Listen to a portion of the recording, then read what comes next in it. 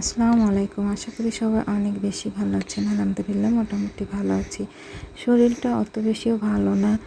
Hospital থেকে মাত্র 2 দিন আসছি। ওর বাবা হচ্ছে আমার এই যে দ্বিতীয় রাজকন্যা চলে এসেছে আমার ঘরে। তো ওর বাবা আমাদের হসপিটাল থেকে এনে রেখে আবার চলে গিয়েছে। কারণ অফিস তো অত দিন ছুটি দেয় না। তো 4 দিন ছুটি দিয়েছিল। তো এই যে আমার হচ্ছে রাজকন্যা ঘুমিয়ে আছে। আর আমি ওর বাবা প্যাম্পার্স কিনে দিয়ে গেছে। এই যে পুকুর পিছনে মাছ পুকুরে দৌড়াদৌড়ি করতেছিল, তাই ওটাই দেখতেছিলাম। তো ওর বাবা হচ্ছে টুকিটাকি এই যে জিনিসপত্র কিনে দিয়েছে। এই যে টিস্যু, ভেজা টিস্যু, এটা বক্স মানে আমার বড় মেয়ের বেলায় বক্স কেনা হয়েছিল।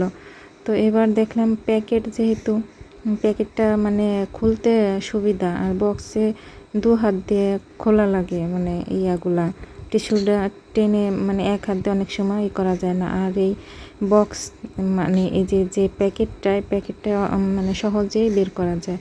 তাই ভাবলাম প্যাকেটই থাক। আর এই যে প্যাম্পার্স, যে কতগুলা প্যাম্পার্সই কয়েকদিনে চলে গেল। তো এই যে ওর বাবা 40 পিসের প্যাম্পার্স এক প্যাকেট এনে দিয়েছে, কিন্তু আসলে এখানে 40 পিস নাই। আমার মানে এত লস খেলাম তা বলার মতো না। যাই হোক, কি আর করার, কোম্পানি এরকম করেছে। আর বিড়াল এখানে এই যে বসে আছে, এই যে অপেক্ষা, মানে আমার বাবুর যে গামলা ও খাতা, রাত্রে যে কাঁথাগুলো হয় ওগুলা এখানে রেখে দিই, সকালে ধুয়ে দেয় আমার মা। তো রাত্রেবেলা তো আর ধোয়া ঠিক না, মুরব্বীরা বলে, তো পরে সকালে ধোয়া হয়। আর আমার এই যে মেয়ে ছোটোটা এই যে ঘুমিয়ে আছে, ও হচ্ছে যে নড়াচড়া করতেছে। আমার মেয়ের একটা হচ্ছে, ও সারা দিন ঘুমায়, রাত্রেবেলা জেগে থাকে। খুবই কষ্ট দিচ্ছে মেয়েটা আমার। যাই হোক, কী করার, ও তো আর বোঝে না।